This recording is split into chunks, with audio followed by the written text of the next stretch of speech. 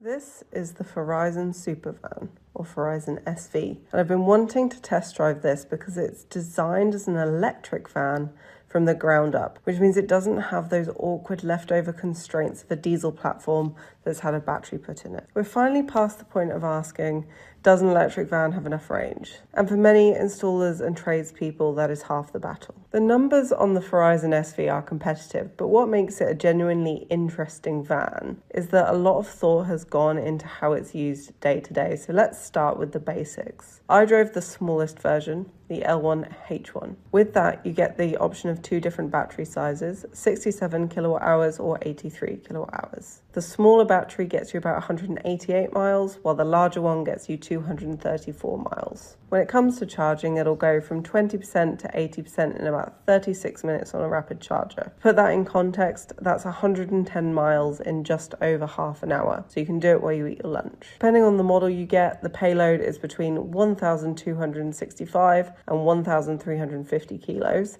and it will tow up to 2 tons. But here's what I really love. Look at this side access. On the passenger side, there is no B-pillar. And it might seem like a minor detail until you look at what it means. So it gives you this wide opening for the side door. So if you're working in tight spaces and need every single millimeter to load awkward kit, this is a lifesaver. On the L1 model, this is a 1 meter opening, but the biggest L3 version goes up to 1.8 meters because of this. You can also spec 270-degree opening rear doors instead of the standard 180. This makes life much easier when you're parked in a tight space. And perhaps this is something we're not talking about enough. A van can have all the range in the world, but if it's a nightmare to load, you're never going to get on with it. It's an easy drive and you get that instant electric torque, which is great for pulling away with a load in the back. The ride is a bit rough when it's completely empty. I was driving in slow traffic and felt every bump. The interior, however, is surprisingly minimalist, much more like an electric first passenger car. Crucially, however, they haven't gone entirely touchscreen mad and you still get physical buttons for the heating and air conditioning. There is a small learning curve with the software and it throws up some slightly odd, confusing messages when you try to do something it doesn't like, but it's charming in a slightly weird way, and hopefully an over-the-air update will sort it at a later date. What makes up for it, however, is the driver assistance tech. You get things that you usually have to pay extra for as standard. Things like rear cross traffic alert, a 360-degree camera, intelligent cruise control. Great features that make this easy to maneuver in the city and on job sites.